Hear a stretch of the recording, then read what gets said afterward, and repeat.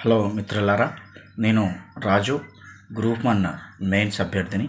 నేను చెప్పేది ఏంటంటే, ప్రభుత్వాన్ని మన తరపు నుంచి గ్రూప్ 1 నిరుద్యోగుల సమస్యల గురించి సరే, మీరు టీజీపీఎస్సీ కానీ గవర్నమెంట్ కానీ చేస్తున్నటువంటి ఆరోపణలు సరే నిజమే కావచ్చు అనుకుందాం ఒక పర్పస్లో. సరే నిజమే అయితే మీ చిత్తశుద్ధిని చాటుకోనందుకు మీరు ఒక్కసారి గ్రూప్ 1 మెయిన్స్ని సరే 2011లో జరిగినటువంటి ఈ గ్రూప్ 1 మెయిన్స్ని సుప్రీంకోర్టు రద్దు చేసింది కదా, అదే విషయంలో మాకు కూడా కొన్ని భయాలు ఉన్నాయి. కాబట్టి మీరు కోరేది ఒకటే, సరే ఇన్ని రోజుల నుంచి మేము కష్టపడి ప్రిపేర్ అవుతున్నాం కదా, దయచేసి మా వాళ్ళ రిక్వెస్ట్ మీకు ఏంటంటే, ఇప్పటికే ప్రిలిమినరీ మేము 3 సార్లు రాసాం. 3 సార్లు రాసినా కానీ మరలా మీరు ఈ విధంగా మెయిన్స్ కూడా మళ్ళీ అవుతుందేమో అనే ఒక భయాందోళనలో మేము ఉన్నాం. సీరియస్గా ప్రిపేర్ కాలేకపోతున్నాం. నిజంగా చెప్తున్నాను, సీరియస్గా ప్రతి ఒక్కరూ ఇదే ఆలోచనలో ఇదే బాధలో ఉన్నారు.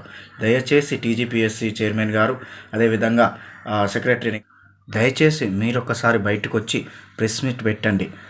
సీఎం రేవంత్ రెడ్డి గారు కూడా చెప్పండి ఇది.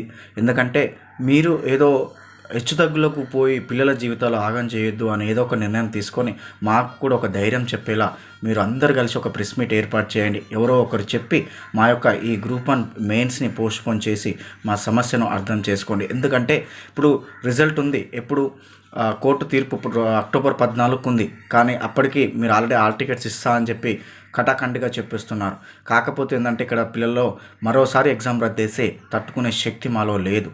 దయచేసి ఒక్కసారి మరోసారి ఆలోచించి గ్రూప్ 1 మెయిన్స్పై వాయిదా వేసి అన్ని కోర్టులో కేసులు తీరాకనే మరలా ఎగ్జామ్ పెడతామని ఒక క్లారిటీ ఇస్తే మాకు కూడా సంతోషం. దయచేసి అర్థం చేసుకోండి. ప్రభుత్వ పెద్దలారా, మేధావులారా అందరూ కలిసి స్పందించండి, మాట్లాడండి.